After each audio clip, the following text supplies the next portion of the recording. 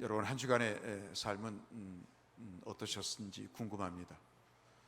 힘드셨는지 아니면 또 평안하셨는지, 어려운 일이 있으셨는지 아니면 즐거운 일만 있으셨는지 잘 모르겠습니다만, 오늘 주께서 주시는 말씀을 통해서 하나님이 우리에게 채워주시는 은혜와 기쁨, 그 안식의 평안함을 누리시는 이 한 시간이 되시기를 주의 이름으로 축원합니다.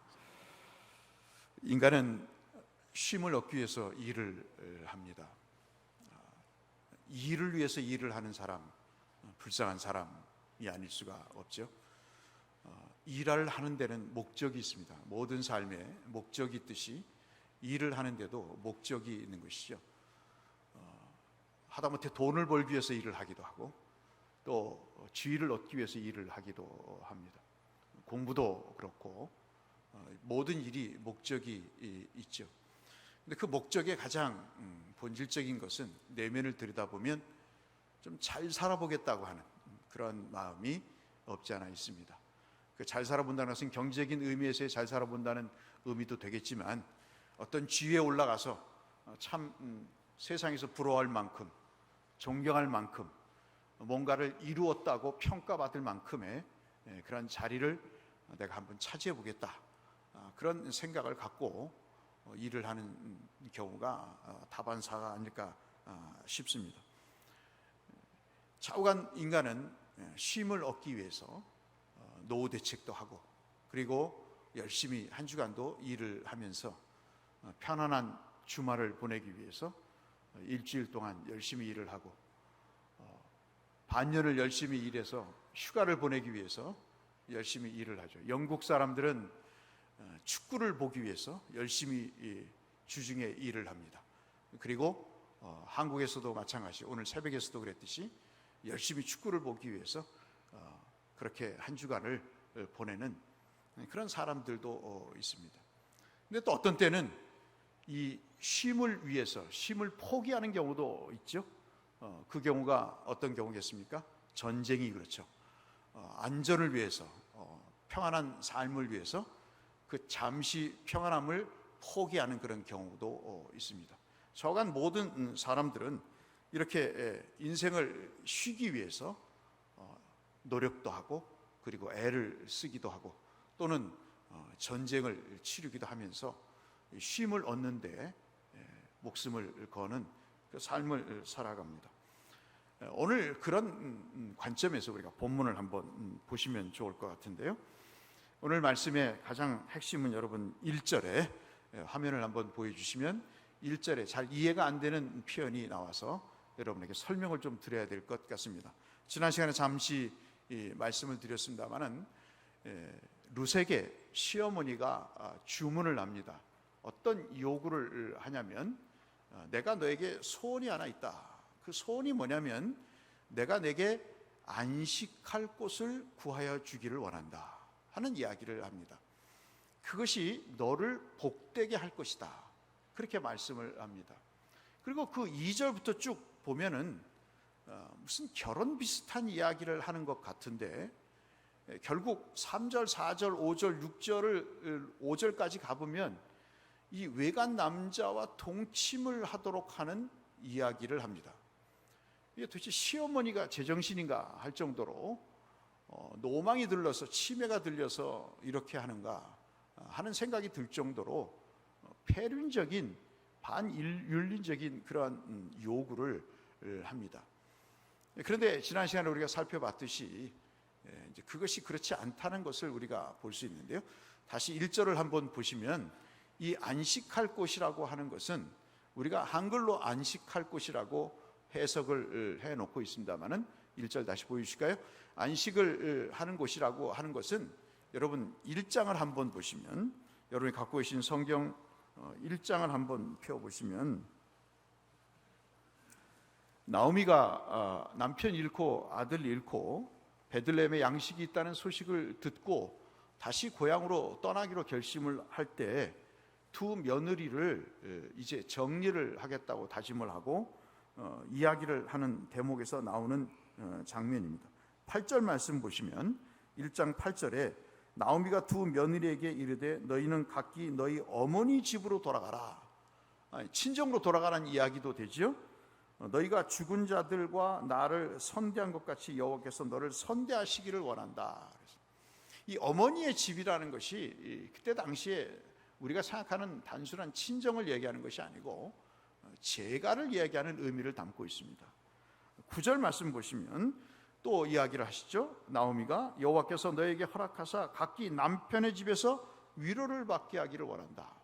그래서 이 남편의 집이라는 표현도 결혼, 재혼을 염두에 두고 하는 말입니다. 그러니까 8절에 어머니의 집이나 또는 9절에 1장 9절에 남편의 집이나 오늘 우리가 봤던 안식할 곳이나 3장 1절에 이 모든 것은 재혼을 전제한 고대 근동 사람들의 표현이라는 것이죠. 그래서 어머니 집으로 돌아가라. 남편의 집에 가서 너가 복 받기를 원하노라. 아니면 너에게 안식할 곳을 주겠다 하는 이야기는 너가 재혼을 해서 네 인생을 새롭게 살아라. 그런 의미라고 보시면 좋겠습니다. 이것이 상당히 아주 전문적으로 이스라엘 사람들에게는 이 말을 들으면 즉각적으로 이해할 수 있는 그런 표현이 되겠죠. 그러니까 오늘 말씀은 3장 1절의 시작은 룻에게 나오미가 재혼을 해서 새로운 인생을 시작하라 하는 말씀입니다. 그런데 앞서 말씀드렸다시피 이 재혼을 이야기하시는 그 나오미의 말의 내용이 참 이상합니다. 여러분 보시면 3절 말씀부터 보시면 그 내용을 우리가 짐작할 수 있습니다. 그런즉 너는 목욕하고 기름을 바르고 의복을 입고 타작마당에 내려가서 그 사람이 먹고 마시기를 다하기까지 그에게 보이지 말라 그럽니다. 여기까지는 좋습니다. 그런데 4절 말씀부터 보시면 이상합니다. 그가 누울 때 너는 그가 눕는 곳을 알았다가 들어가서 그의 발치 이불을 들고 거기 누우라. 그가 내 할 일을 내게 보이리라. 그렇게 이야기를 합니다. 그러면서 계속 이야기를 하는 것이 뭐냐면 그 내용들이 아주 구체적으로 이야기를 하고 있습니다. 그리고 마치 이 나오미가 보아스를 만나서 어느 순간에 룻이 꽃단장을 하고 네 침소에 들 테니 네가 이렇게 찾아올 때 이렇게 응대를 하라. 마치 만나서 약속이라도 한 듯 그렇게 합니다. 더더욱 재미있는 일은 그 시어머니의 요구에 룻이 그대로 행한다는 이 표현입니다.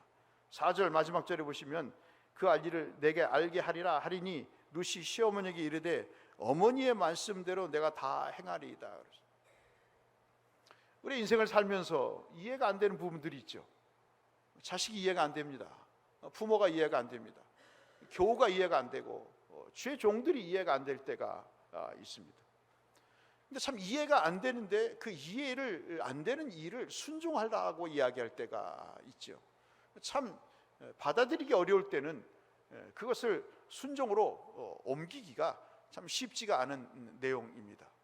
그런데 룻은 어떤 한 불평도 하지 않고 그 일을 그대로 행합니다. 재혼에 눈이 멀어서 그랬을까요? 남자가 그리워서 그랬을까요? 아니면 이번 참에 신세를 한번 고쳐보겠다고 작심을 해서 그랬을까요? 아니면 모두가 다 짜놓은 각본이기 때문에 이것은 요식행위에 불과하다는 그런 생각을 했을까요? 오늘 폐륜적인 이야기를 요구하는 이 나오미의 글처럼 보이지만 그렇지 않다는 사실을 우리가 알 수 있습니다. 여러분 9절 말씀을 한번 보실까요? 9절 말씀을 보시면 결코 이것이 반인륜적인 요구가 아님을 알 수 있습니다. 9절 한번 같이 읽겠습니다. 시작. 이르되 내가 누구냐 하니 대답하되 나는 당신의 여종 룻이오니 당신의 옷자락을 펴 당신의 여종을 덮으소서.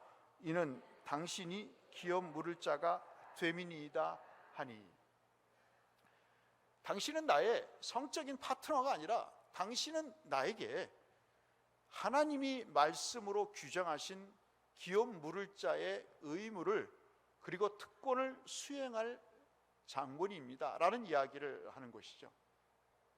즉 다시 말씀드리면 지금 당신과의 재혼의 이 일은 내 정욕의 발로가 아니고 시어머니가 시켜서 한 것도 아니고 우리 가문에 찾아온 비극과 안식하지 못하는 평안이 없는 이 불행한 삶을 당신을 통해서 하나님이 이루고자 하십니다 하는 해석의 내용인 것이죠. 그리고 또 하나 우리가 10절 11절 말씀 같이 보시면 그 말에 대해서 보아스가 대답을 합니다. 여호와께서 내게 복을 주시기를 원하노라. 여러분 생각해 보세요. 두 남녀가 정욕에 사로잡혀서 하룻밤을 보내는데 거기에 여호와의 이름을 거들먹거릴 그런 정신없는 사람이 있겠습니까? 여러분, 서로 성적인 욕구를 충족하기 위해서 만난 남녀가 그 만남의 자리에서 서로 기도하고 손을 붙잡고 여호와께서 내게 복을 주시기를 원한다 라고 하는 정신 나간 사람들이 있겠습니까? 그렇지, 이 행위가 그렇지 않다는 것을 이야기를 하고 있죠. 또 여러분 보시면 계속해서 10절에 칭찬을 합니다. 이 룻에게 보아스가 이야기를 하죠. 너는 가난하건 정말 가난할 때건 또 부할 때건 젊은 자를 따르지 아니하고 네 욕심을 챙겨서 오르바처럼 그 신세를 고치기 위해서 자기의 인생을 찾아가지 않고 끝까지 어머니를 모시고 그 어머니의 신앙을 붙들고 갔던 너의 삶을 내가 안다. 그러면서 내게 베푼 인애가 처음보다 나중이 더하다 하고 축복을 하는 것이죠. 여러분, 이 일이 어찌 불륜의 관계 속에서 나오는 대화이겠습니까? 11절 말씀 같이 읽어보실까요? 같이 읽겠습니다. 시작. 그리고 이제 내 딸아 두려워하지 말라. 내가 내 말대로 내게 다 행하리라. 내가 현숙한 여자인 줄을 나의 성읍 백성이 다 아느니라. 여러분, 못된 짓을 하는 사람이 어떻게 현숙한 사람이겠습니까? 이렇게 못된 짓을 하는 사람이 어떻게 윤리적인 사람, 신앙적인 사람이라고 얘기할 수 있겠습니까? 그런데 이 여인을 향해서 보아스 하는 말이 현숙한 여인이다. 이것은 나만 평가하는 것이 아니라 모든 동네 사람들이 다 평가하는 이야기다. 그렇게 이야기를 하죠. 마치 잠언 31장 10절에서 말씀하시는 그 여인과도 같았어요. 어떻게 이렇게 폐륜적인 행위를 하는 여인을 향해 현숙한 여인이라고 이야기할 수 있겠습니까? 자관 이런 일들을 볼 때 이것은 결코 폐륜적인 일이 아닌 것이죠. 13절 말씀을 한 번 더 보실까요?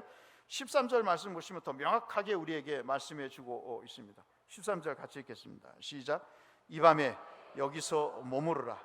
아침에 그가 기업 물을 자의 책임을 내게 행하리려 하면 좋으니 그가 그 기업 물을 자의 책임을 행할 것이니라. 만일 그가 기업 물을 자의 책임을 내게 이행하기를 기뻐하지 아니하면 여호와께서 살아계심을 두고 맹세하노니 내가 기업 물을 자의 책임을 내게 이행하리라. 아침까지 누워 있을지니라 하는지라. 여러분 보시면 보아스가 계속해서 이야기를 합니다. 나는 영순위가 아니다. 나는 1순위고 나보다 더 앞선 자가 있는데 그 사람이 그 기업 물을 자, 너를 재혼시켜서 대를 잇게 할 의사가 없다면 그때 내가 그 일을 받아서 내가 하겠다라는 이야기를 합니다. 그러면서 여호와께서 살아계심을 두고 맹세한다 이야기를 합니다.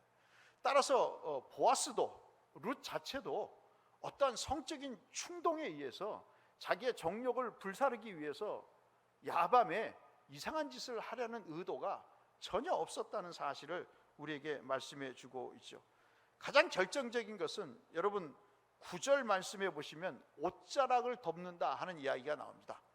옷자락을 덮는다는 이야기는 15절에 룻의 겉옷과 같은 단어가 되고, 여러분 앞서 우리가 지난 시간에 봤던 2장 12절에 날개 아래 들어왔던 그 룻의 모습을 칭찬했던 보아스의 말에서 나온 주의 날개 아래, 이런 모든 일들, 옷자락, 겉옷, 이것은 다, 특히 옷자락은 9절의 말씀은 성적인 행위를 하기 위해서 덮는 이불을 이야기하는데, 그 이불을 이야기하는 그 히브리 단어가 겉옷과 날개와 같은 내용입니다.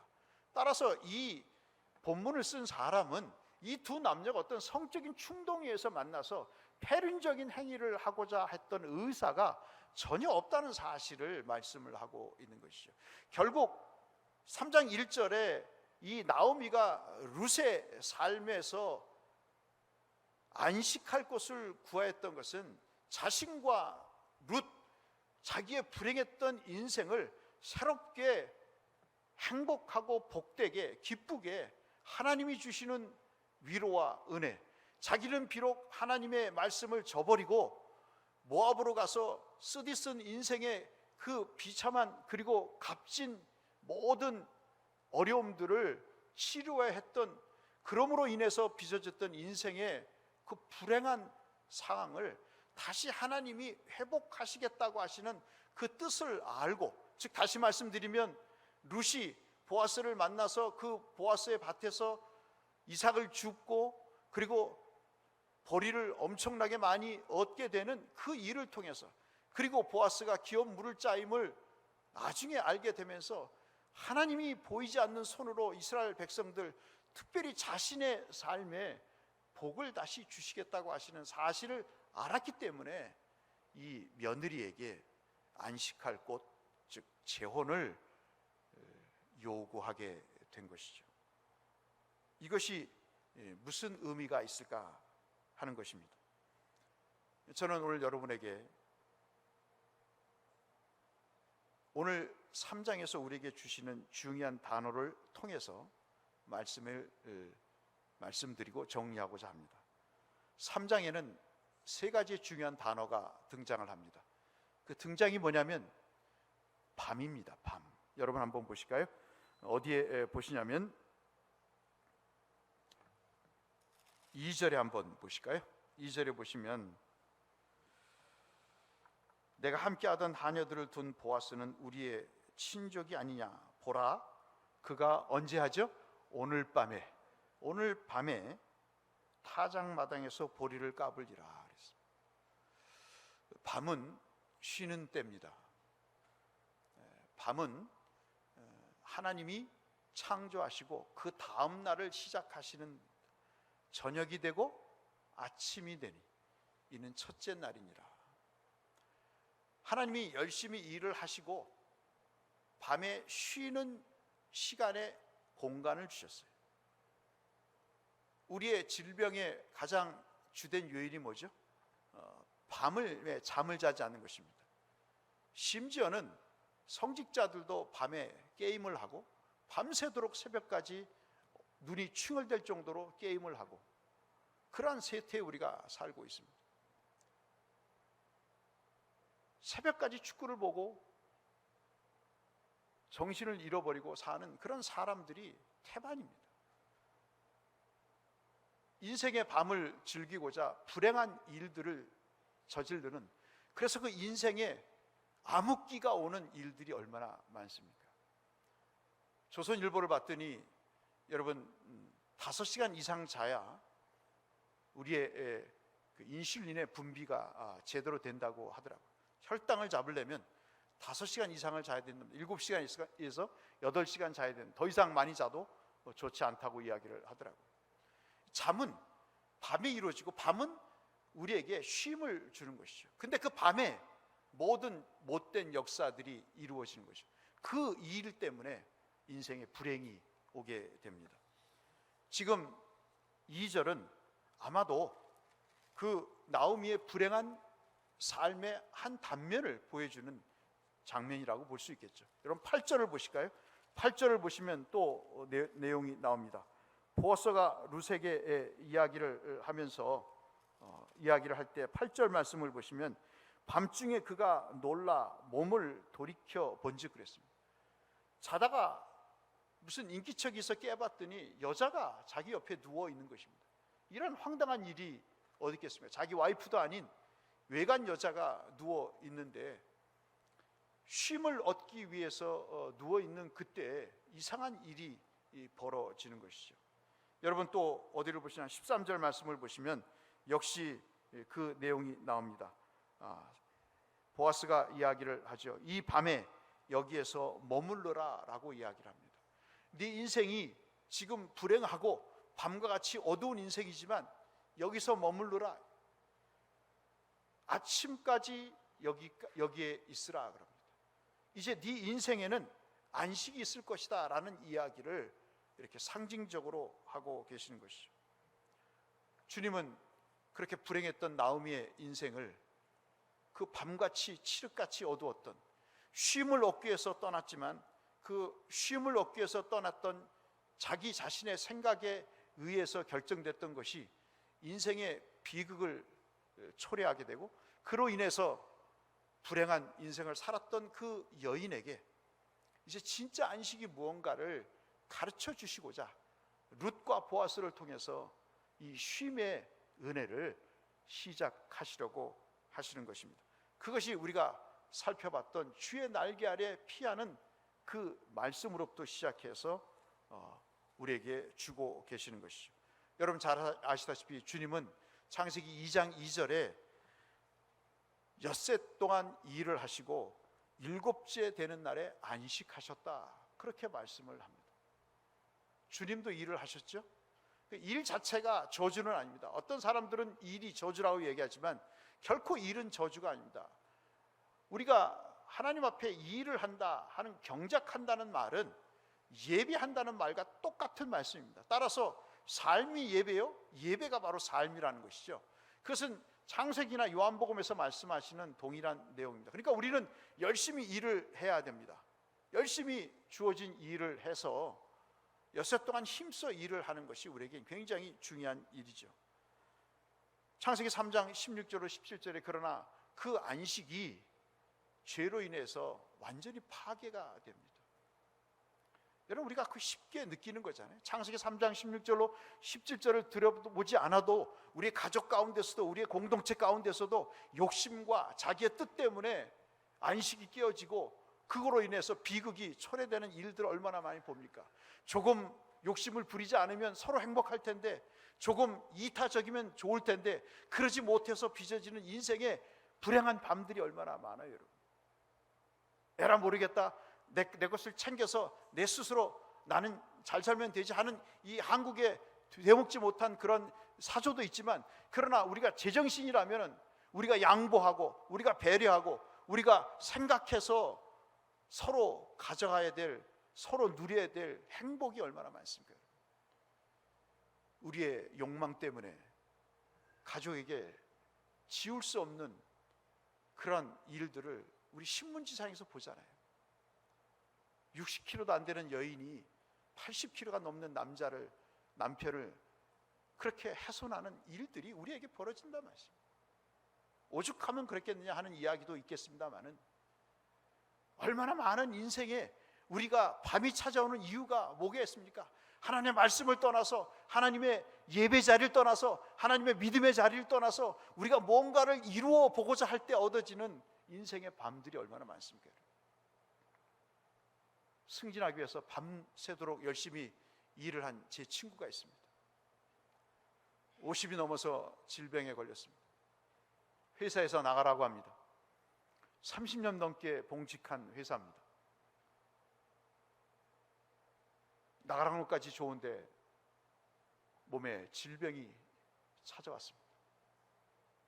자식들은 다 커서 그들이 아버지의 사랑을 받을 때 열심히 회사에 일한 것 이외에 죄가 없는데, 이제는 자식이 커서 자기의 인생을 다 살아갑니다.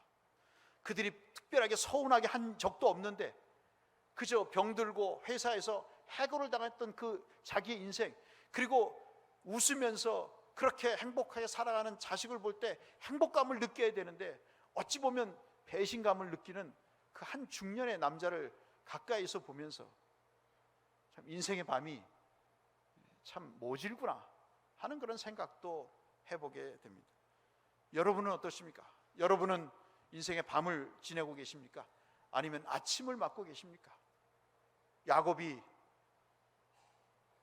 야복강 강가에서 주의 사자와 씨름하고 그 인생에서 어둠이 물러가고 새 아침이 밝을 때 그 절룩거리는 다리를 이끌고 비록 집으로 가는 신세였지만 그 인생의 앞에 해가 돋았다 하는 표현은 참으로 우리에게 귀한 말씀 아닐 수가 없습니다. 차라리 우리가 하나님의 말씀 앞에 내 욕망을 내려놓고, 내 돈을 내려놓고, 내 지식을 내려놓고, 내 권력을 내려놓았더라면 얼마나 행복했을까 말이죠. 내 욕망을 포기하고 자식의 그리고 가족의 행복을 위해서 믿음의 길을 내가 선택했다면 지금보다 훨씬 나은 인생을 살아갈 텐데. 여러분 보십시오. 그게 쉬운 일입니까?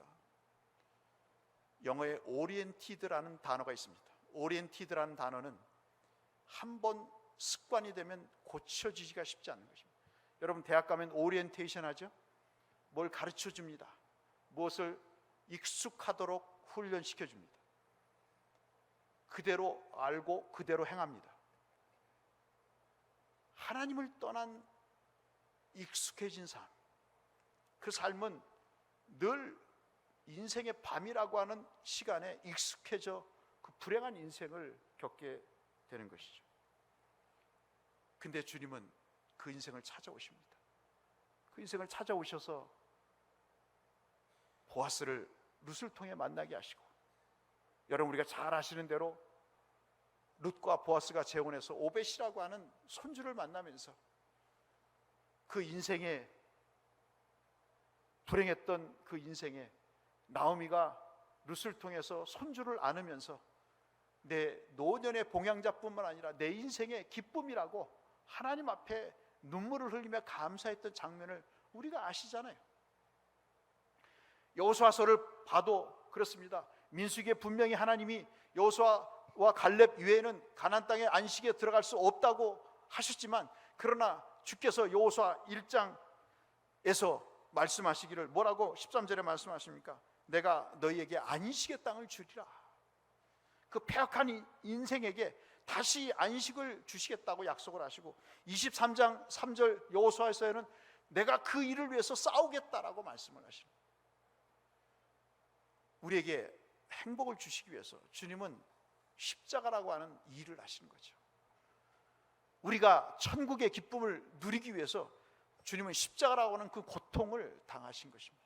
오늘 말씀을 보실까요? 그 말씀이 어디에 있냐면 16절, 우리가 읽지는 않았습니다만 18절 말씀을 보시죠. 여러분 18절 말씀은 참 의미심장한 말입니다. 나오미가 룻에게 이야기를 하죠.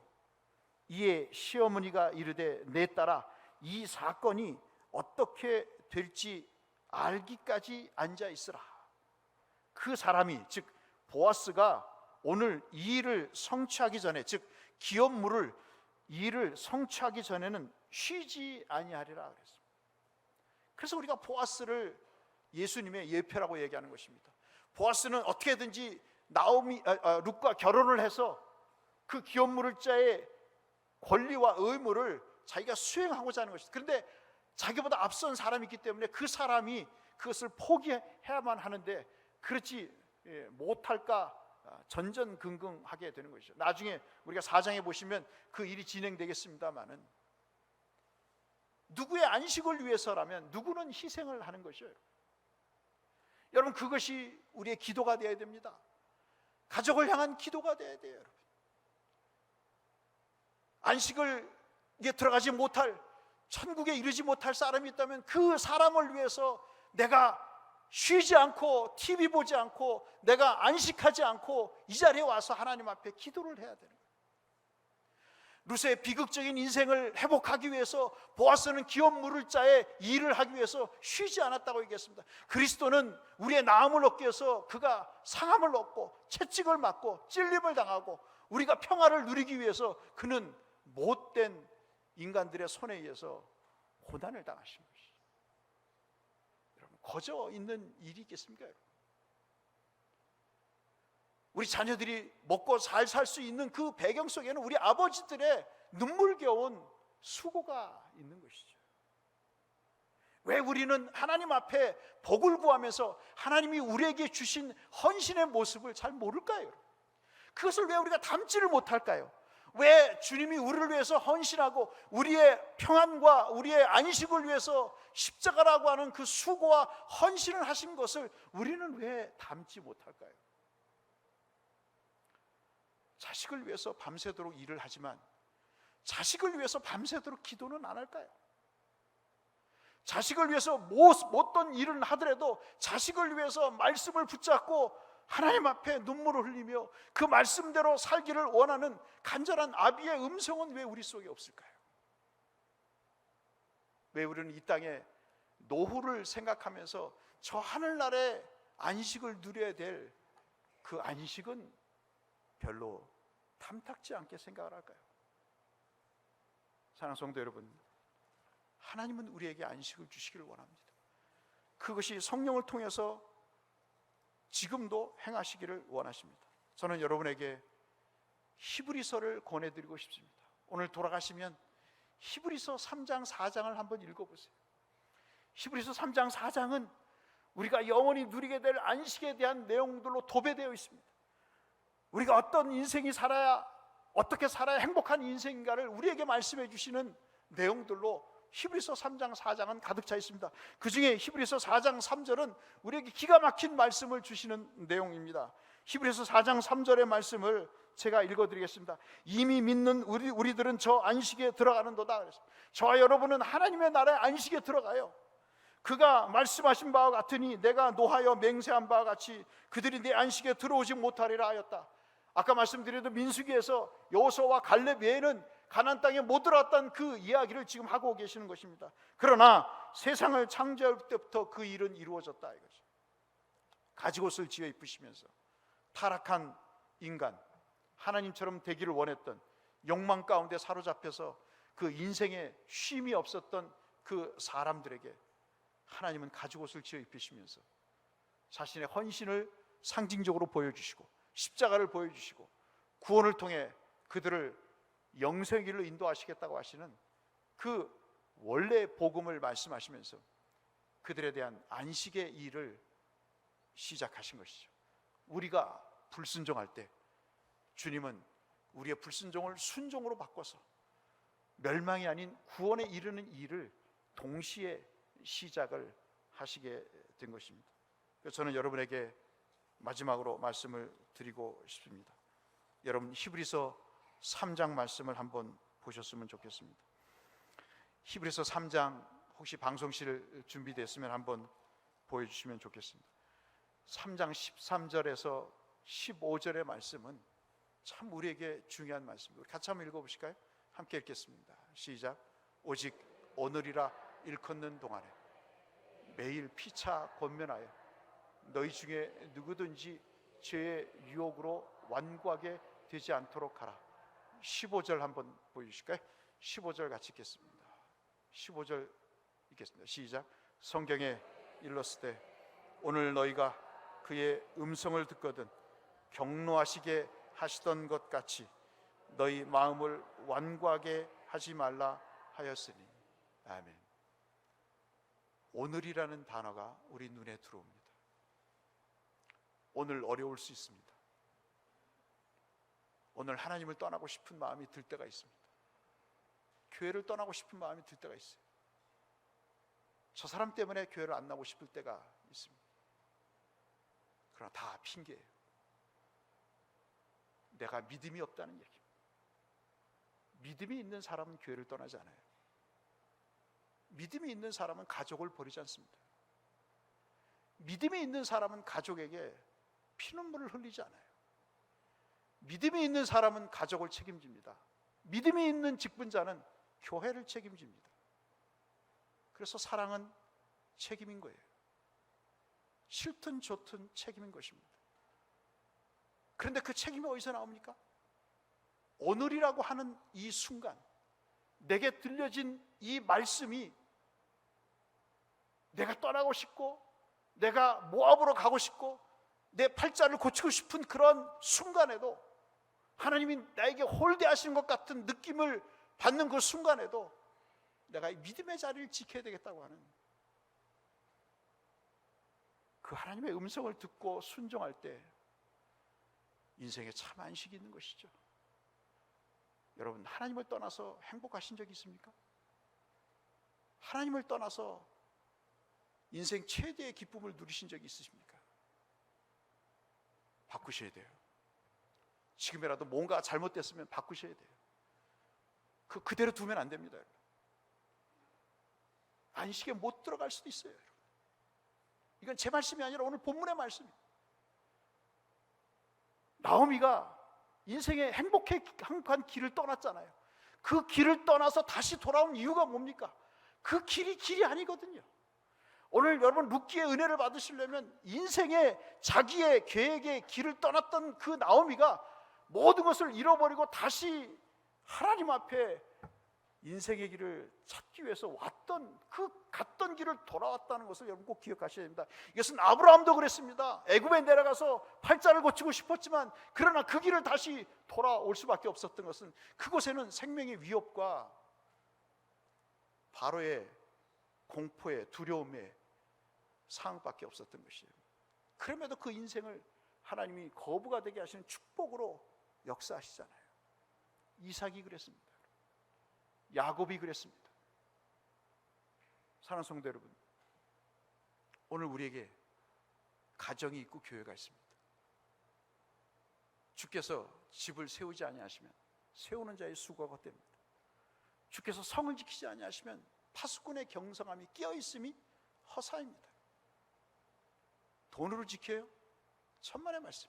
지식으로 지킵니까? 똑똑한 사람들, 배운 사람들이 더 하잖아요. 권력으로 지킵니까? 건불 10년이에요. 10년을 넘지 못해요. 무엇으로 지킵니까? 무엇으로 우리의 평안함을 지킵니까? 주님의 날개 아래 피할 수밖에 없는 거예요. 주님의 고도 속으로 우리가 들어가야 되는 거예요. 그것이 이상하고 그것이 참 세상 사람들 보기에 어리석다 할지라도 그 주님의 겉옷과 그 주님의 옷자락 속으로 들어가야 되는 거예요. 그래야 인생에 행복이 있는 것이죠. 이 한 주간 그런 행복한 삶 사시기를 주의 이름으로 축원합니다. 그리고 평생 저와 여러분 모두가 천국에서 볼 수 있기를 바랍니다. 이것은 우리의 인생 최대의 목표입니다. 그리고 여러분 보시기에 내 남편과 내 아내가 내 자식이 천국까지 못할 것처럼 보이시면 기도하세요. 여러분 무엇으로 영화를 누리시겠어요? 이 땅에서 자식이 지옥 가는데 무슨 영화를 누리겠어요? 남편이 지옥 갈 것 같은데 무슨 영화를 누리겠어요? 밥이 넘어가겠습니까 여러분? 저는 저희 어머니의 소천을 보면서 인생 최대의 아픔을 느꼈어요. 성도들 앞에서 목사가 질질 짜고 있네라는 소리 듣고 싶지 않아서 정말 웃고 싶었어요. 그런데 웃을 수만이 없는 거예요. 그분이 한편 살아온 인생을 보면 웃을 수가 없는 거예요. 그럼에도 불구하고 명예권사로 하나님 앞에 천국 갔다는 확신 때문에 위로를 받는 거죠. 이 세상엔 쉼이 없습니다. 여러분 히브리서 3장 4장을 꼭 읽어보세요. 꼭 읽어보십시오. 여호수아서를 읽어보십시오. 인생에 쉼이 없습니다. 나이 들면 다 헛것입니다. 여러분. 오직 예수뿐입니다. 오직 예수뿐입니다. 여러분 그 예수를 붙드십시오. 그리고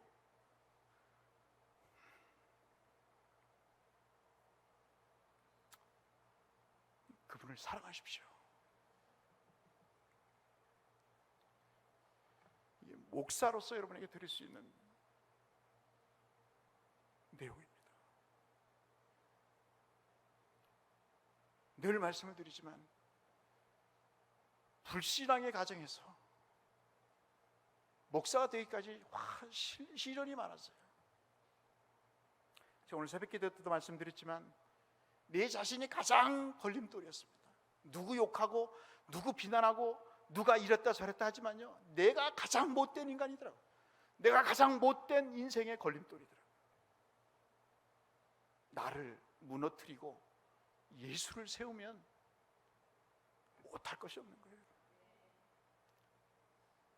가족 구원을 위해서, 나의 안식을 위해서 그럼 부르짖으십시오. 부르짖어야 하나님이 들으십니다. 잘못된 길로 가고 계십니까? 자신의 계획을 통해서, 노력을 통해서 노후 대책이나 생각하고 관광이나 생각하고 맛집이나 찾아다니는 인생의 계획을 하고 계십니까 여러분? 접으세요. 하나님으로 오세요. 하나님께로 오세요. 여러분, 금방 70대고 80대입니다. 금방 이 세상을 끝날 날이 다가옵니다. 순서가 없습니다. 저도 제 몸이 병들어 보니까 자꾸 천국을 사모하게 돼요. 안식할 곳을 우리가 기억하지 않으면, 우리가 계속해서 패역한 인생을 걸어가게 되면 우리에게 희망이 없습니다. 그런 가족이 있다면 부르짖으세요. 그리고 그 앞에 무릎을 꿇고 눈물을 흘리며 기도하세요. 여보, 제발 교회 나와달라고. 여보, 다시 한번 생각해 봐달라고. 얘야, 내가 부모로서 마지막 너에게 권고한다. 예수를 믿어라. 예수를 믿어. 예수를 믿어야 살아.